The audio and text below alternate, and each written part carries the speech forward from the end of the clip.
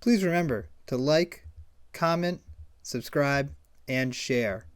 In the description of this video, you can find my compiled link. Through there, you can find ways to support the channel, my other social media, and more. I hope you enjoyed this video, and thank you for watching.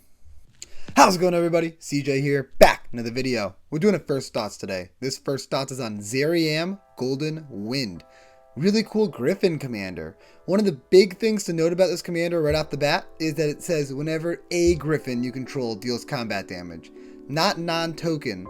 So whenever you deal combat damage with a Griffin, you make a token Griffin, which has, whenever it deals combat damage, you make a Griffin. So really cool card here. They all have flying too, so that means you're more likely to get in, you're more likely to make more tokens. This commander seems actually very fun, and I'm probably going to build this. This is a cool tribe, a very cool tribe, and a really sweet commander for this tribe. The categories I'm going to be talking about today are Griffins, of course. There's like 40-something Griffins in Mono White and Magic. I'm going to be talking about some of the better ones. None of them are that great. Griffins are pretty bad creatures, but the ability to make more Griffins just by hitting makes them a lot better.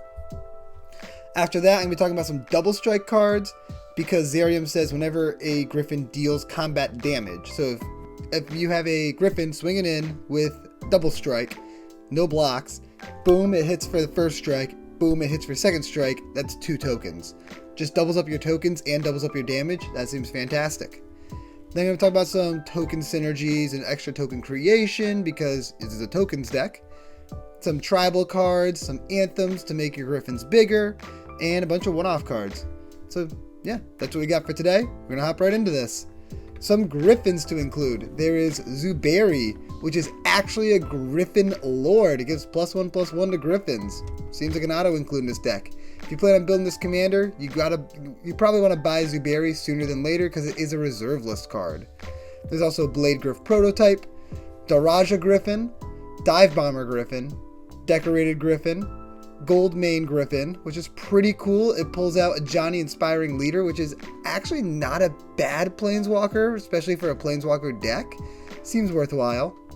Harrier Griffin, Mist Moon Griffin, Matenda Griffin, Unyaro Griffin, Griffin Dreamfinder, Griffin Sentinel, Silverbeak Griffin, and Transcendent Envoy. If you've noticed, a lot of these are really just flying creatures that have a ability that's not going to end up doing very much at all. If it's going to be useful, it's unlikely. But the main thing is that these are Griffins that will make you tokens and tribal synergies and stuff. It's unfortunate there's not a lot of powerful Griffins or Griffins with more meaningful effects. A lot of these are very, very situational, but it's kind of cool. I like it. I like this tribe. I think it's going to be cool, a cool deck. But there's also other Griffins that you can include that are Changelings, because Changelings are Griffins. Bloodline Pretender, Irregular Cohort, Mirror Entity, and Valiant Changeling all seem pretty good to include. Valiant Changeling already has double strike on it too, which is nice. And you can also just make Griffin tokens, which are actually Changeling tokens, using cards like Birthing Bows, Maskwood Nexus, and Griffin Airy. But Griffin Airy is a little tougher because it requires you to gain life, and there's nothing about Griffins that inherently gain you life. Not a lot of Griffins have lifelink. There's no real life gain synergies in the deck, so Griffin Airy, although it does actually make Griffin tokens, probably not going to be too useful in the deck. Next, we're going to talk about double strike cards. These are just cards that you can use to give your Griffins double strikes, so that way you can make a bunch of extra tokens and deal a lot of extra damage. Maybe close out the game with cards like Akroma's Will.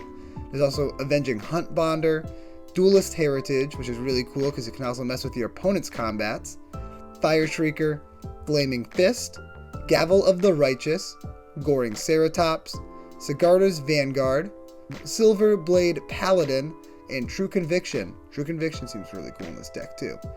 They're like, all these cards seem like very good includes, because the double strike is just going to be so powerful. Just that extra damage and the extra tokens is just really helpful, especially ones like Goring Ceratops and True Conviction that give all of your creatures double strike. That's great. Next, we're going to talk about some token synergies. Anointed Procession, double up your tokens. Amazing. Intangible Virtue is a good way to buff up your tokens and give them vigilance. Benny Brax is a good card draw engine, same thing with Idol of Oblivion. Alien is another cool card advantage card, which works really well in this deck. Inspiring Leader is a pretty cool background that gives you tokens +2/+2. That's a pretty powerful anthem. And Prava makes more tokens, gives you tokens +1/+4 during your turn, so you don't really have to worry about your creatures dying, which is really nice. And if you're going to be running a bunch of token synergy cards, you may as well run other cards that create tokens as well. Adeline seems pretty good, especially when you're going wide. Ancient Gold Dragon seems sweet. I love that card. Felidar Retreat, it can also buff up your creatures and give them vigilance, which is cool. God Eternal Oketra, you're going to be playing a lot of bad griffins, so why not get a bad griffin and a zombie and whenever you cast a creature? Seems good. Grand Crescendo, great board protection while also generating a lot of tokens. Rabble Rousing, I love Rabble Rousing. I think Rabble Rousing is a fantastic card for this deck. It's a really good token creator and it gives you card advantage, and I just love Rabble Rousing. It's one of my favorite cards from that set. And Oketra's Monument, just solid token creator that also makes your white spells cost less. Seems good.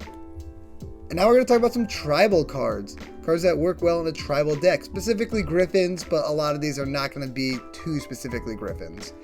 Folk Hero, good way to draw extra cards. Griffin Canyon, another reserve list card, so if you plan on building this deck, you might want to order one now. This card's pretty good. I mean, it's not super powerful, but it's cool, and it's synergistic, and it makes sense in the deck. Adaptive Automaton and Metallic Mimic are both technically Griffins, and they also buff up your Griffins and do good things for you. Icon of Ancestry is a really sweet card. Same thing with Vanquisher's Banner and Herald's Horn.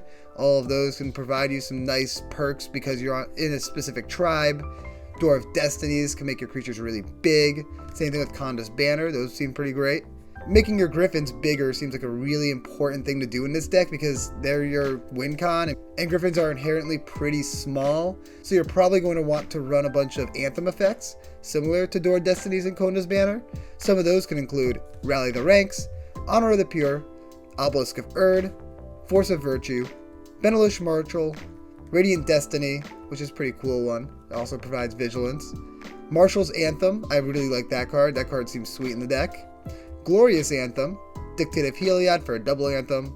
Sarah the Benevolent gives +1/+1 to all your flying creatures when you uptick, which is pretty good, considering all your creatures are flying.